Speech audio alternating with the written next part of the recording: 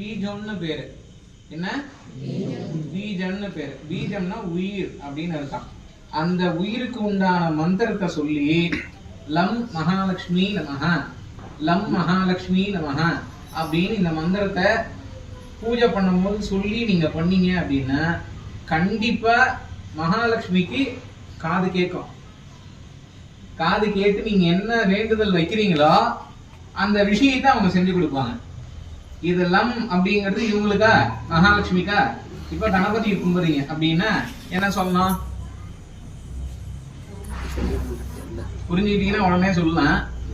லம் அப்படிங்கிறது அதாவது இப்போ என் பேரு கா, இப்ப அக்கா பேர் என்ன தாரகேஸ்வரி அப்படின்னா தா பக்கத்துல இன்னும் சேர்த்துக்கணும். தம்.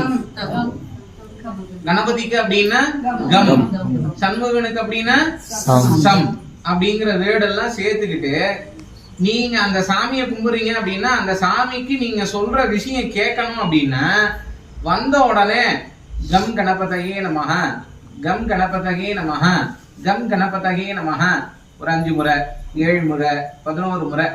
அதுக்காக வந்த உடனே எனக்கு அவசரம், இன்னைக்கு ஆபீஸுக்கு போகணும், பஸ் ஏறணும், ட்ரெயின் ஏறணும், கம் கணபதயே நமஹ, கம் கணபதயே நமஹ, கம் கணபதயே நமஹ, கம் கணபதேன்னு இருக்கிற பிள்ளையார எந்திரிச்சு ஓடிடுது. அதனால முடிஞ்ச வரைக்கும் சாமி கிட்ட வரம் வாங்க போறோம், நமக்கு வேண்டியது அங்க நடக்கணும் அப்படின்னா ஏய் எனக்கு இது செஞ்சு கொடு, ஏன்னு எல்லாம் பயந்துட்டீங்க. அதனால ஏய் எனக்கு இது செஞ்சு கொடு அப்படின்னா செய்வோமா? வேகமா செஞ்சோம்னா செய்வோமா? செய்ய மாட்டோம். பணிவா நமக்கு வேண்டிய விஷயத்த ஐஸ் வச்சு, இப்ப எங்க வடிவேலெல்லாம் வந்து நீங்க ஏதாவது அகற்றி பேசிட்டீங்கன்னா எங்க அண்ணன் அவ்வளவுதான் டென்ஷன் ஆயிடுவாரு. எங்க அண்ணன் இது கொஞ்சம் பண்ணிருந்தா பாத்துருந்தா சரி சார் பண்ணிடலான்றாரு. வேற ஏதாவது எஸ்பெஸ்கா பண்ணிட்டீங்கன்னா கோவம் வந்துடும் அவருக்கு. நானும் அதே கேரக்டர் தான். அதனால நமக்கு என்ன தேவையோ அந்த விஷயத்த அந்த சாமி கிட்ட கேட்கும் போது நான் சொன்ன மாதிரி நினைச்சு சாமி கிட்ட போய் வேண்டி கேட்டீங்கன்னா கண்டிப்பா நடக்கும். சரியா? இதெல்லாம் குரு உபதேச மந்திரங்கள்ல சொல்லக்கூடிய பீஜம்னு பேரு.